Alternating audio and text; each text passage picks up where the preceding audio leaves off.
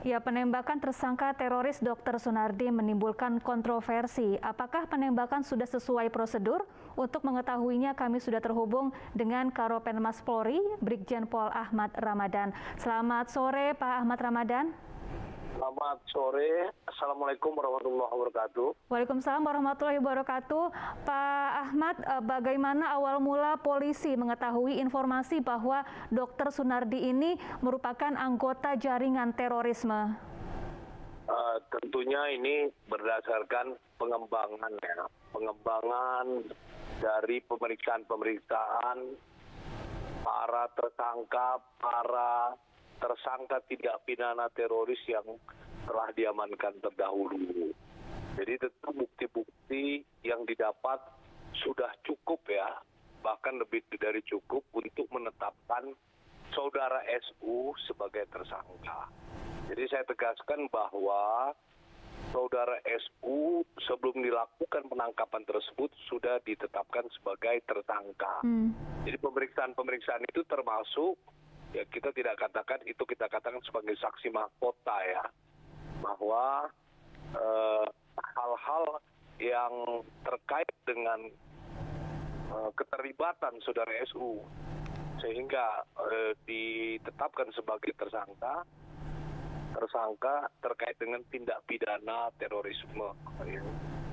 Tindak pidana terorisme terkait dengan keterlibatan yang bersangkutan sebagai anggota organisasi teroris JUI, juga dia juga sebagai penanggung jawab HASI, Hilal Amar Society, yang juga terafiliasi dengan organisasi teroris JUI.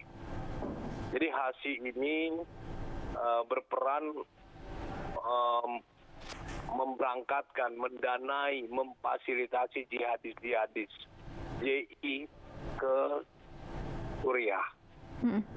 Dan tentu ini kita punya data perlintasan dokter SU itu dalam rangka kegiatan tindakan yang terkait dengan tindak pidana terorisme. Ya. Ya, Pak Ramadan, bagaimana sebetulnya kronologi penangkapan ini? Mengapa Sunardi yang merupakan seorang difabel harus ditembak hingga meninggal dunia? Baik ya, jadi begini, ketika kita anggota Densus ingin melakukan penangkapan, tentu anggota Densus telah memperkenalkan diri bahwa yang bersangkutan adalah anggota Densus dan sudah menyampaikan maksud dan tujuan ya. Nah, setelah itu ketika mengetahui itu anggota Densus, yang bersangkutan berniat untuk melarikan diri ya. Jadi mobil yang dikemudikan dimundurkan lalu ditabrakkan ke mobil petugas ya. Jadi saya tegaskan, perlawanan ini bukan perlawanan fisik yang bersangkutan, tapi perlawanan dengan menggunakan kendaraan ya. Jadi bukan fisik yang bersangkutan, tapi kendaraan ya, menabrakkan kendaraan, kemudian mengemudikan dengan kencang, sehingga beberapa mobil juga sepeda motor tertabrak, bahkan rumah masyarakat. Jadi saya tegaskan, perlawanan secara agresif itu bukan perlawanan fisik yang bersangkutan, tapi kendaraan yang dikemudikan ya. Demikian, Mbak. Baik, tapi Pak, apakah betul keluarga ini mengaku belum mendapat surat penangkapan ataupun penetapan tersangka Dr. Sunardi? Surat perintah penangkapan tersebut ya disampaikan. Jadi komunikasi itu tidak tersambung ketika anggota Densus telah memperkenalkan dan menyampaikan maksud dan tujuan, namun saudara SU langsung merespon dengan melarikan diri. Jadi menghindar dari petugas, kemudian mengemudikan kendaraannya dengan kencang gitu loh. Baik. Itu, Mbak. Baik. Pak Ramadan, saat proses penangkapan, apakah Sunardi seorang diri di dalam mobil tersebut atau ada rekan lainnya? Yang bersangkutan seorang diri, ya. Jadi yang bersangkutan seorang diri, tindakan yang dilakukan, ya, oleh anggota Densus dengan melumpuhkan tentunya melihat ancaman yang dilakukan. Jadi harus dipahami bahwa anggota Densus ini berhadapan dengan tersangka tindak pidana terorisme, yang mana karakter daripada pelaku tersangka terorisme itu siap untuk mengorbankan orang lain, juga mengorbankan diri sendiri ya. Dan tentu tindakan dengan menabrakkan kendaraan itu sudah membahayakan jiwa masyarakat dan petugas Polri. Nah, atas dasar itulah, pertimbangan itulah dilakukan tindakan tegas dan terukur. Dan tindakan tegas terukur ini sudah sesuai dengan prosedur ya, baik yang diatur KUHP, KUHAP, Undang-Undang Nomor 2 Tahun 2002, dan juga Peraturan Kapolri Nomor 1 Tahun 2009 tentang penggunaan kekuatan dalam tindakan kepolisian. Baik. Bukti-bukti apa saja yang didapatkan Densus 88 dari lokasi penangkapan Dr. Sunardi ini, Pak?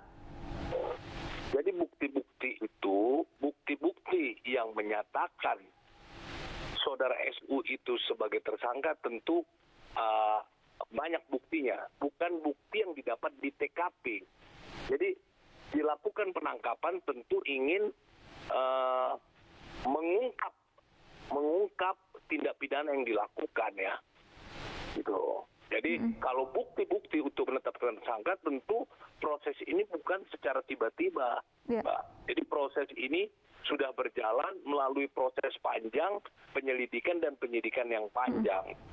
Jadi anggota Densus telah melakukan mapping, telah mendapatkan informasi, telah melakukan penyidikan dan data serta fakta-fakta terkait dengan penetapan tersangka ini. Ya. Apa peran Dr. Sunardi dalam jaringan terorisme di Indonesia? Adakah mungkin kegiatan yang ke depan akan dilakukan oleh yang bersangkutan? Jadi yang perlu dipahami oleh masyarakat luas bahwa tindak pidana terorisme itu bukan tindakan fisik seperti melakukan misalnya melakukan bom bunuh diri atau melakukan serangan, tetapi juga termasuk kegiatan-kegiatan mendukung atau mensupport kegiatan tindak pidana terorisme. Seperti memberikan pendanaan, memfasilitasi, ikut menyembunyikan para pelaku terorisme, itu juga dinamakan, bisa dikategorikan sebagai pelaku tindak pidana terorisme. Sedangkan yang menetapkan sebagai tersangka saudara SU ini, di mana perannya adalah sebagai penanggung jawab HASI ya, Hilal Ahmar Society Indonesia, di mana saudara SU menjabat sebagai ketuanya, dan program yang dibuat adalah menjadi tanggung jawabnya. Nah ini yang dibuat. Nah, HASI itu sendiri perannya adalah mendanai, memfasilitasi sampai memberangkatkan jihadis dalam rangka tindak pidana terorisme. Ya, jihadis JI diberangkatkan ke Suriah. Baik. Itu salah satu perannya. Baik, terima kasih Pak Brigjen Pol Ahmad Ramadan, Karopenmas Polri telah bergabung bersama kami di iNews Sore.